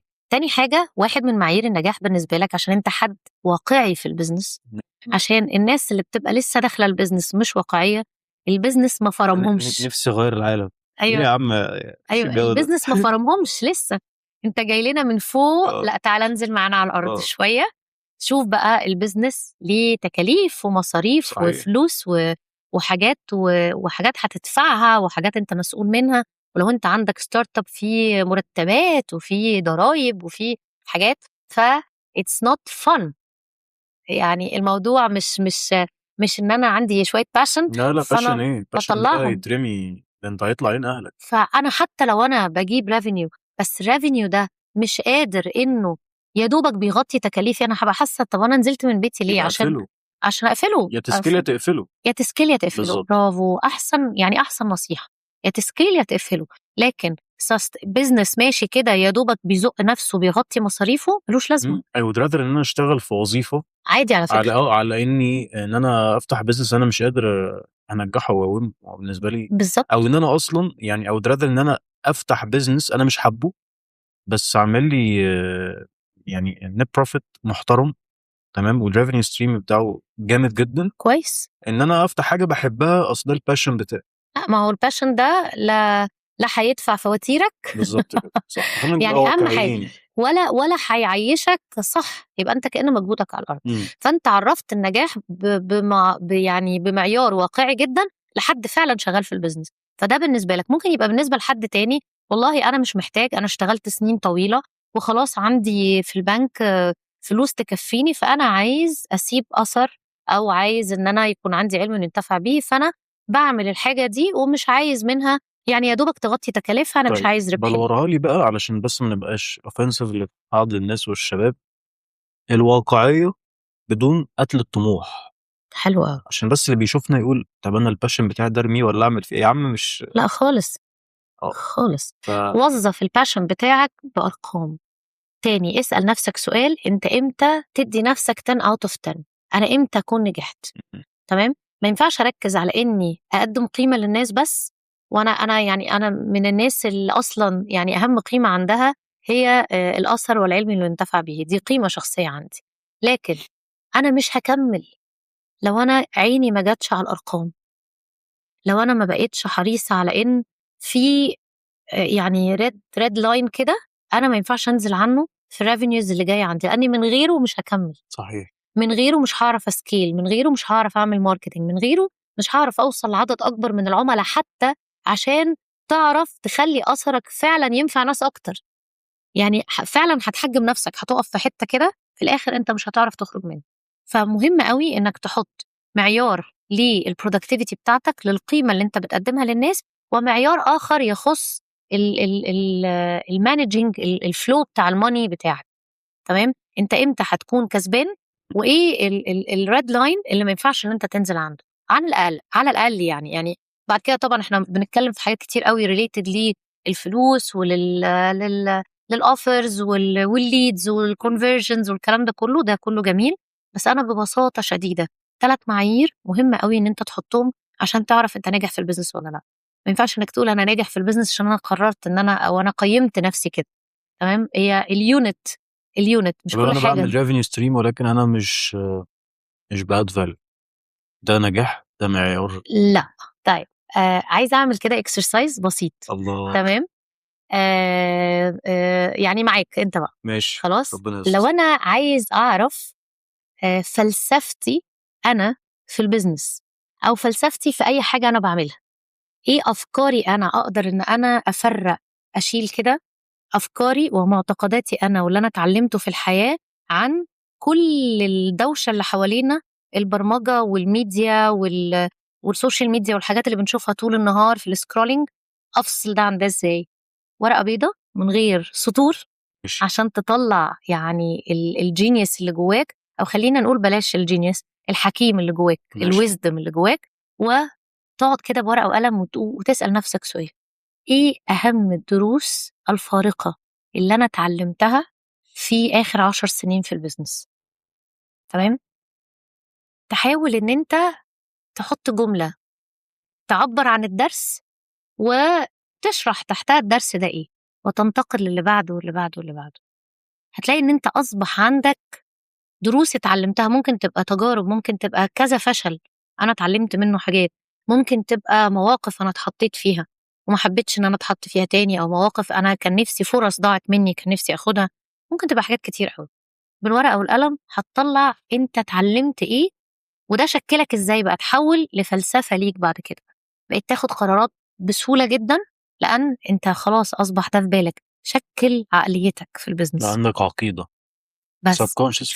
في البيزنس خلاص انت اوتوماتيك. طب دي اتكونت ازاي؟ اثقلت ازاي؟ اتنحتت جوه عقلك كده ازاي؟ وبقيت تاخد قرارات بناء عليها من خلال التجربة والوقت والضغط وانت ازاي عرفت تطلع نفسك منها، او حتى لو كانت التجربة دي يعني هي تعتبر تجربة مش يعني لم تؤتي نتائجها، مش عايزة اقول فشل. تمام. انا عصرتها ازاي وتعلمت منها وبنيت عليها بعد كده. تمام. تعالى كده يعني نجاوب أول حاجة فيها. يلا. إيه إيه أهم درس أنت اتعلمته في البيزنس؟ في البيزنس امم اكشلي هو في أو في كذا حاجة، حياتك بقى. في كذا حاجة جت في دماغي يعني. مش عارف يعني، انا مثلا كنت من ضمن الناس اللي كان عندها عقدة الاستحقاق. امم احنا هنتكلم عن الموضوع ده. امم however بعد كده اكتشفت اما بقى عندي الوعي الكافي Yes. ان انا اكشلي هو اصلا انا ما كنتش وقتها انا استحق اصلا كل اللي كنت بفكر فيه. انا ليه ما كنتش بسكيل زي الناس دي؟ انا ليه ما وصلتش لازم؟ لان انا اصلا ما كنتش، انا كنت فاكر ان انا كنت استحق، امم ولكن انا ما كانش عندي ما كنتش ريسورسفul انف ان انا اصلا ما كنتش عندي السكيلز الكفايه. حلو قوي بس ريسورس في الاناف دي. طيب لو هتعرفها بقى ريسورس في الاناف، يعني عندي ايه يخليني فعلا جاهز كنتش في ده؟ well structured في البيزنس، ما كنتش mentally well structured، ما كنتش business structured اصلا. امم كنت شخص بنظر. امم آه، دي حاجه. ف في حاجه كده اسمها الكروجر افكت. امم الكروجر افكت يعني الناس اللي مش عارفه، اللي هو انت بتبقى معتقد ان انت فاهم حاجات كتيره جدا، however اصلا انت مش عارف اي حاجه. يعني انت لو قعدت في روم مع ناس انت مش عارف اي حاجه، بس انت معتقد هو مش ايجو، هو انت متخيل ان انت فاهم. امم بس انت لو اتزنقت في الحته دي واتحطيت على الارض، لو انت بتعرفش تعوم انت فاكر انك بتعرف تعوم، امم لكن انت بس لو اترميت في البحر هتغرق. هي دي ده كروجر افكت. امم وعايز اقول لك مش اغلبيه، هو كل الناس اللي بيفشلوا في اي بزنس هم عندهم الكروجر افكت، اللي هو ان هو داخل بصدره. امم دي كانت حاجه. جريء زيادة. بالظبط، حاجه دي حاجه، دي الحاجه التانيه. والحاجه الاولانيه اللي احنا قلنا عليها كان عندي عقده الاستحقاق. الحاجه التالته واللي انا ما كنتش قادر افهمها، وبصراحه دي ادتني كريديبيليتي ومنتال ريزيلينس قويه قوي. كنت دايما بقعد رومانيت واعلق شماعات. امم انا لو ما كنتش مريت بده انا كان زماني هنا واحسن. لو ما كنتش عديت بكذا كان زماني توب تير في كذا. لو ما كنتش خسرت كذا في البيزنس، لا انا رميت كل ده.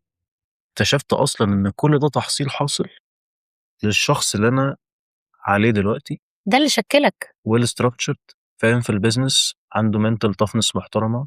الراجل انا عندي ريزيلينس وعندي فلكسبيليتي في كل حاجه. باكسبكت الوحش قبل الكويس في يعني فاكتشفت ان انا اصلا لو ما كنتش عديت بكل الخبرات اللي حرفيا حطت عليا ودست على وشي، امم ما كنتش هبقى كده دلوقتي. مم. انا بحب فيلم دارك نايت قوي على فكره. المهم يعني بروس وين كان في مره، كان حد كان بيقول له يعني انت يعني ايه اللي خلاك، لان هو كان الواد كان بيحكي له، هو كان كان بعد كده بقى فلاش يعني، فقال له ان هو عنده مشاكل واهله ماتوا ما اعرفش ايه وقصص حزينه كده، فقال له انت هتبقى حاجه كبيره يعني. مم. فقال له يعني هو انت يعني مجنون يعني، انت ازاي بتقول لي انا ما حصل لي كل ده، فانت هبقى حاجه كبيره ازاي؟ فقام جه حكى له على نفسه، قال له ان هو اهله اتقتلوا، وان هو كان اصلا عنده زي ما تقولي كده بارانويا من الضلمه، وكان بيترعب من الضلمه، وبعد كده اصلا هو ده خد السيجنتشر او دي للبات، ان هو حاجه في الضلمه، ان هو مم. استغل الويكنس بتاعته والحاجات الترومز اللي حصلت في حياته، وبقت هي السترينث بوينتس بتاعته. فبيقول انا لو ما كنتش مريت بكل ده، انا ما كنتش هبقى دارك نايت، انا ما كنتش انا مش بقول انا باتمان يعني، بس انا هو مم. فاهم الفكره. فاللي هو مم. آه اوقات كل اللي بيحصل لك من مايلستونز، من الدروب داونز اللي في حياتنا، من الحاجات اللي فعلا بتوقعك، هي دي بتكون حجر الاساس، بس يبقى حجر اساس محترم مم. مبني كده خرسان تعرف تقوم من عليها. مم. بس ده باختصار شديد، فده حلو قوي. اللي انا ايقنته يعني بدون تجميل والله. حلو قوي. حلو قوي. ف وده بيرفلكت فلسفتك في انك قادر انك تعمل بيزنس مختلف. يعني وممكن يبقى ناس كتير قوي بتروح لحد تاني، لكن انت اليونيك سيلينج بوينت بتاعتك فين؟ نبع من التجارب بتاعتك، نبع من طبيعة العثرات اللي انت وقعت فيها. يعني عادة مين اللي هيجيلك؟ اللي واقع لسه في الحفرة ما قامش، عايز يطلع من الحفرة دي وعايز حد يساعده ان هو ياخده ويمدله ايده ان هو يمشي يطلع من الحفرة دي. فهي بس الفكرة ان احنا ازاي نبلور الفلسفة بتاعتنا عشان نحس فعلا ان احنا قادرين ان احنا نقدم قيمة للناس. خلاص انا جاي، انت هتعملي الحلقه امتى؟ يلا بينا. نختم باخر سؤال، وده مهم، يلا. او مش سؤال، هو يعني ممكن نقول حاله امم. على السوشيال ميديا بالذات. ليه بقى كل الناس دلوقتي، مش كل الناس، كل امم. الناس تنظير، ليه بقى ناس كتير خاصة الشباب امم. عندهم دايما عقدة الاستحقاق، زي ما لسه قايل من شوية، اللي هي كانت برضه معايا في يوم من الأيام، امم. و الوهم السريع في النجاح، وإن أنا دايما اللي هو I deserve to be يعني a CEO، وأنا ليه ده، والمقارنة السامة والمقارنة الصحية، وهل فعلا دي حاجة صحية إن أنا أقول أنا لازم أكون حد توب تير في مانجمنت كذا، ولا سي او، ولا بزنس اونر، ولا كو فاوندر، ولا ايا كان، ولا التايتل ده استحقه فعلا، وقارنه، يعني ده ممكن يبقى ضغط السوشيال ميديا ولا ايه؟ انت ايه رايك؟ طيب، هو الحقيقة عقدة الاستحقاق بالناحية التانية بقى، اللي اه. هي الأوفر، أنا أستحق أكتر من كده بكتير. على الرغم وهاخد من كلامك، أنت قلت كنت حاسس إن أنا I'm still not resourceful enough. يعني هل أنا فعليا أستحق المكان ده ولا لأ؟ عندنا حاجة كده في المانجمنت عامة اسمها الجدارة، الكومبتنسي. امم. طيب أنا دايما بحب أشبهها الجدارات. الجدارة معناها الشخص الجدير هو الشخص في معجم اللغة العربية المستحق. امم. يعني أنا جدير بالشيء يبقى أنا أستحقه. تمام؟ يس. طيب، دايما أي بوست كده لما يجي في شركة يقول لك إحنا عندنا بوكس فاضي، فهنعتبر إن دي الوظيفة.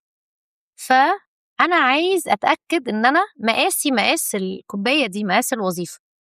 فلا أنا خبراتي ومهاراتي وإمكانياتي امم. أكبر منها، فأنا أوفر كواليفايد، السوائل اللي جواها أو المية اللي جواها هتطلع بره الكوباية، ولا أنا قليل قوي. فهيبقى إيه؟ هبقى مش قادر أملاها. يقول لك والله عامل زي اللي لابس بدلة وهو بيرق فيها، فليه؟ لأنه مش مقاسه. تمام؟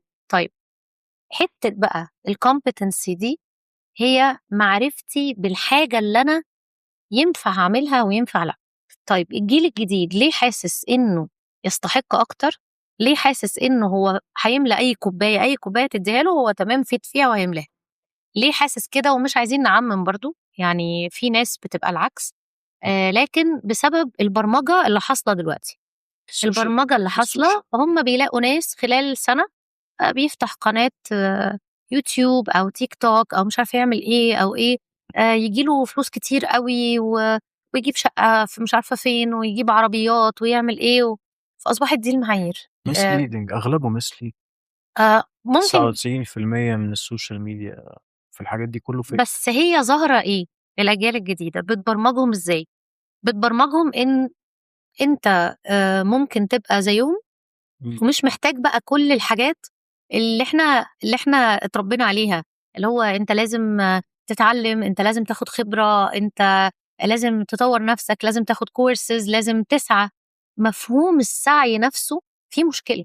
يعني انا محتاج اسعى قد ايه وازاي عشان اوصل للنتيجة اللي انا عايزها. وحتة بعد السعي يعني يمكن دي بقى عقيدة، ان أيوه. بعد السعي النتيجة دي بتاعت ربنا. انا عملت اللي عليا، انا سعيت، النتيجة دي بتاعت ربنا. لكن هم بيبقوا بيتعاملوا كأني أنا هي دي النتيجة اللي أنا عايزها وأنا استحقها كده كده، لو أنت ما اديتهانيش هيكون عندي فيها مشكلة. أنا بشوف إن دي برمجة مجتمعية، وبشوف إن المشكلة الحقيقية في الموضوع ده إن هم لازم الوهم ده يشوفوه على حقيقته. إن أول سؤال لازم يسألوه هو هل اللي أنا الستايل ده وأنا ما باقدّمش قيمة ومش بافيد الناس وهكذا، ده ينفع يبقى بالنسبة لي أنا مصدر رزقي؟ ينفع يبقى ده الcareer بتاعي بعد كده؟ طيب أنت قُلت أنا أستحق CEO وأنا لسه في بداية حياتي. طيب نشوف، تعالَ نقول الCEO إيه المعايير اللي تدّي له الوظيفة دي؟ أيوه، على أي أساس ياض تستحق تبقى CEO؟ ده بجد؟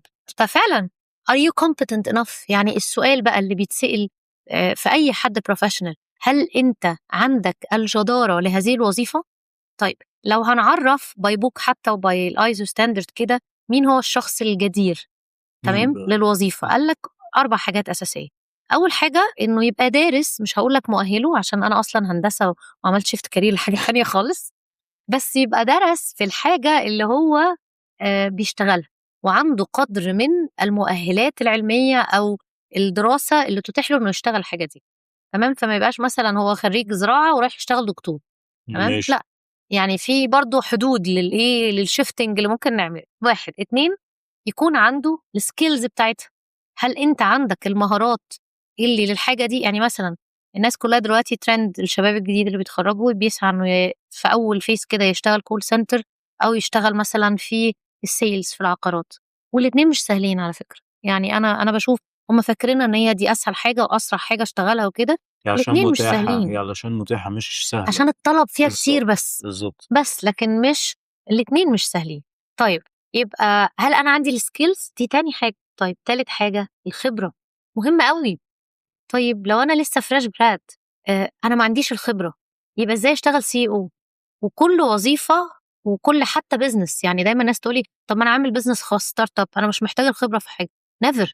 أنت عايز تروح تفتح مطعم، روح اشتغل في مطعم الأول، خُد الخبرة سنين واعرف إيه الfield ده وبيعمل إيه عشان تروح تفتح startup ناجح فيه. عايز تعمل مثلًا brand للfashion، روح اشتغل في brand لسه بيكبر، أو روح اشتغل في مثلًا حاجة يكون فعليًا أنت تبقى لازم إيدك تبقى في الbusiness، لازم تشتغل بإيدك عشان تاخد الخبرة. فدي الشرط رقم 3. طيب الشرط رقم 4 well trained. well trained. well trained يعني أتعلم وأتطور إمم. باستمرار عشان أعرف أبقى competent للحاجة دي. فهو ما فيش حد بيتولد يبقى ربنا مدّي له موهبة اسمها إن أنا CEO. حتى اللي عنده موهبة الleadership والقيادة ممكن ما يبقاش CEO ناجح على فكرة، وممكن ما يبقاش leader أصلًا. ممكن ما يبقاش leader أصلًا وناجح في الbusiness على فكرة. يعني هي الbusiness ده إيه متطلباته عشان أبقى فعلًا competent للbusiness ده، إمم. ببساطة شديدة. فلو أنا فاهم كويس ده ومعاييره إيه، هاعرف إذا كنت أنا ده والّا لأ. طيب الحتّة بقى بتاعة البرمجة المجتمعية اللي بتخلق ليه evolution عندهم مشكلة في الحتّة دي. طب في ناس على العكس لأ، بيبقى حاسس إنه أنا لسه محتاج أتعلم. ودايمًا اللي عنده growth mindset إزاي أخرّج نفسي من التغذية الراجعة السامة دي من السوشيال ميديا؟ من السوشيال ميديا إن أنا أقيّم نفسي تقييم يبقى صح، عندي وعي، إزاي؟ وأحُط نفسي في مقعد المتعلم دائمًا. إمم. يعني كان في كده حدوتة مشهورة يعني، إن زمان كان في اجتماع كبير اللي فيه حكماء كتير أوي، ف اتسأل سؤال مين أكتر واحد في اللي موجودين، أو تعريف الحكيم إيه تقريبا. فكله قال أنا اللي يبقى عارف كل حاجة. فقالوا طب مين هنا شايف نفسه حكيم وعارف كل حاجة؟ كلهم رفعوا إيديهم ما عدا واحد كان سقراط. فسأله ليه أنت ما رفعتش إيدك؟ قال له لأن أنا مش عارف أي حاجة عن أي حاجة، وكل ما بتعلم أكتر كل ما كل ما ببقى جاهل أكتر وبحس إن أنا محتاجة أتعلم أكتر. صحيح. يعني الاجتماع الكبير ده الحكماء قالوا هو ده الوحيد فعليا الحكيم في الناس اللي قاعدة. ليه؟ لأن اللي فاكر نفسه عارف كل حاجة ده عادة مش عارف أي حاجة. لأن أصلا كل حاجة بتتقادم، المعرفة بتتقادم، كل حاجة بتتقادم. فإذا أنا مش دايما في كرسي المتعلم على طول وجاهز إن أنا أتعلم وأطور نفسي باستمرار، خلاص فأنا لسه مش متعلم حاجة. بالعكس، أنا أروح لحد open كده openly، أنا جاي أتعلم منك، أنا جاي أشوف أنت هتعلمني إيه، هتديني إيه. لو أنا حطيت نفسي في حتة إن أنا I am the master، حتى لو أنا شاطر، هي الأجيال الجديدة بتبقى حاسة إن هي شاطرة قوي لأن هم أكثر تعلما للتكنولوجي من الجيل اللي لقوه في الشركات والمؤسسات وهكذا. هو يعرف تكنولوجي أكتر، يعرف سوشيال ميديا أكتر، دايس في الاي اي أكتر منه. فيبقى حاسس إيه ده، يعني أنت لسه مش عارف تستخدم كذا، ده أنا ده بعمله من 2-3 أنت لسه ما دخلتش ده في شغلك. طيب هو التولز لا تعني إن الشخص اللي عنده الخبرة ينقصه خبرة. انت ممكن تبقى more in tools لكن still خبرة المجال نفسه عنده. فالواقعية انك تعرف تتعلم من كل حد ايه. يعني انا ممكن اقعد مع حد اصغر مني بكتير يعلمني حاجات انا مش عارفاها واكون open جدا ان انا اتعلم منه. بس انت باي اكسبيرينس انت عندك حاجات. يس واللي عنده experience استخدمها. وكل حد بيجي لي كلاينت او سيرفيس، احنا بنتعلم الكلاينتس بتوعنا، هم بيغششونا حاجات عن البينز بتاعتهم وعن اللي هم عايزيننا نقدمه لهم وعن مشاكلهم، وتوظفوها بعد كده، فنعرف نوظفها بعد كده. فلو انا مش قاعد في مقعد المتعلم هخسر كتير. يعني حتى لو انا ما خدتش وظيفة السي او اللي هم عايزينها انا هخسر كتير، لان دايما الشخص الناجح عنده جروس مايند سيت مش فيكست مايند سيت. مش هكتفي بالقدرات اللي انا شفتها بس، لا انا هتعلم وهطور نفسي، ولازم اتطور باستمرار عشان اعرف اوصل واحقق كل اللي انا عايزه. اعتقد ان كتاب ذا مايند سيت يعني ممكن يبقى من الكتب المفيدة جدا في البوينت دي. وبرضو عشان برضو اتكلمنا كتير في اليونيك سيلينج بوينت، كتاب ستيل لايك ان ارتست برضو من الكتب اعتقد اللي ممكن تبقى مفيدة جدا. ايه يسرق زي الفنانين. ايوه بفن بقى. ما نقلتش، ما نبقاش دون كوبي كات يعني. يس انا شايف ان دي بصراحة اقوى خاتمة. فانا بقول انا مش هتكلم خلاص. شكرا. انا مبسوط ان انت كنت معايا النهارده. وانا كمان والله. وفعلا الجينوين اندنج دي قوية جدا. اتشرفت جدا بيكي. وانا كمان اتشرفت جدا. ادت فاليو رهيبة يا كوتش. اي خليك مستري. اتعلمت النهارده منك وهتعلم منك تاني لما اتفرج على الحلقة. ان شاء الله. ان شاء الله في سيزون 2 ان شاء الله اشوفك على خير بإذن الله. ولو عندك اي حاجة تانية، مع ان اصلا اخر حاجة انت قلتيها لا غبار عليها بصراحة. الله يخليك. واي هوب دايما ان احنا يبقى في منفعة للناس، والكلام اللي احنا بنقوله يبقى برضه هقول تاني مش تنظير، ولكن يبقى added value. طبعا عن نفسي يعني مش عليكي، ان انا دايما اكثر ان انا اقول حاجات غلط اكتر من ان انا اكون صح، ولكن بنحاول على قد ما نقدر ان احنا عشان كده بستضيف ناس زي حضرتك ان هي تبقى فعلا added value. انا بس بخرج الحاجات اللي جوه الكويشنيرز اللي عندي ونفيد بيها الناس يعني. فشكرا على الكلام ده النهارده، وشكرا انك نورتيني. الله يخليك. وان شاء الله ما تبقاش اخر مره. ان شاء الله. شكرا ليك. شرفت جدا بيك. انا اتبسطت جدا النهارده، ويا رب يعني يعني حاولنا على قد ما نقدر ان احنا ندي مش بس قيمه مضافه، ندي من الخبره ومن كل اللي اتعلمناه. ان شاء الله يبقى مفيد للناس، وان شاء الله يعني نتقابل بقى في حلقات تانية كتير. ان شاء الله. نورتيني يا كوتش.